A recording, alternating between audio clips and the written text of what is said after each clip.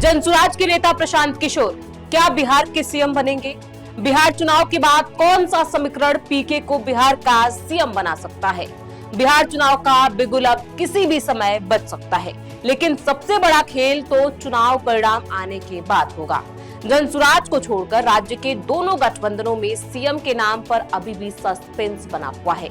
NDA के नेता जरूर कह रहे हैं कि उनका चेहरा नीतीश कुमार है, लेकिन भावी सीएम के नाम पर एनडीए नेताओं का गोलमोल जवाब संदेह पैदा कर रहा है।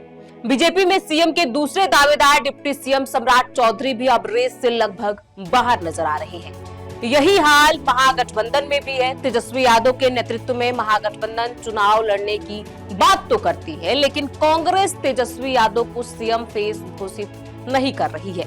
ऐसे में मौजूदा राजनीतिक परिस्थिति में सिर्फ एक ही शख्स प्रशांत किशोर नजर आ रहे हैं, जिनको लेकर उनके दल में कोई इफ बट और किंतु परंतु नहीं है। नमस्कार, मैं हूं प्रियांशी और आप देख रहे हैं नवभारत लाइव। बिहार में पिछले 1-2 महीने में भावी सीएम नेताओं के गोलमोल जवाब से साफ संकेत मिल रहा है कि एनडीए और महागठबंधन खेमों में सत्ता हस्तांतरण और नेतृत्व को लेकर अंदरूनी उठापटक जारी है।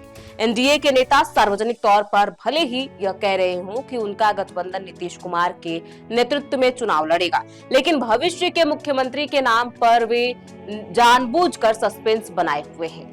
नीतीश कुमार को वर्तमान चेहरे के रूप में पेश किया जा रहा है, लेकिन बीजेपी के नेता यह कहने से बच रहे हैं कि एनडीए की जीत के बाद नीतीश कुमार ही पूरे 5 साल तक मुख्यमंत्री बने रहेंगे। बीजेपी के भीतर मुख्यमंत्री पद के लिए सबसे बड़े दावेदार माने जा रहे उप मुख्यमंत्री सम्राट चौधरी भी हाल के राजनीतिक घटनाक्रमों में अब सीएम की दौड़ से पीछे हटते नजर आ रहे हैं। पीके के आरोप के बाद सम्राट चौधरी को लेकर बीजेपी के भीतर ही जबरदस्त तरीके से मंथन शुरू हो गया है। सीएम पद को लेकर बिहार में सस्पेंस क्यों? इधर महागठबंधन के खेमे में भी स्थिति स्पष्ट नहीं है। आरजेडी के नेता यह बार-बार दोहराते हैं कि चुनाव तेजस्वी यादव के नेतृत्व में लड़ा जाएगा और वही अगले मुख्यमंत्री बनेंगे, लेकिन गठबंधन की एक महत्वपूर्ण सहयोगी कांग्रेस इस बात पर सहमत नहीं है।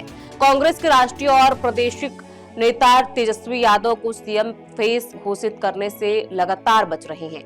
यह दरार दिखाती है कि कांग्रेस चुनाव के बाद आरजेडी को बिना शर्त समर्थन देने के मूड में नहीं है। कांग्रेस की यह चुप्पी चुनाव परिणाम आने के बाद सीटों के बंटवारे और सत्ता में हिस्सेदारी के लिए अपनी बार्गेनिंग पावर को मजबूत करने की रणनीति मानी जा रही है।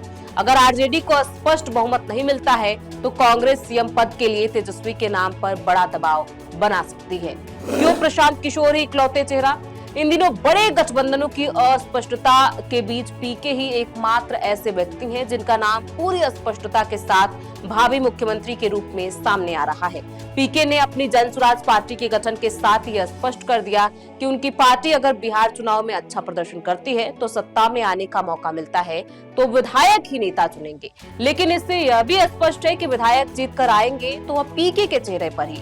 ऐसे में पीके का नेता चुनना लगभग तय माना जा रहा है, लेकिन चुनावी सर्वे में पीके की पार्टी को डबल डिजिट फिगर दिया जा रहा है। क्या पीके 30 से 40 सीट लाने के बाद सीएम बन सकते हैं?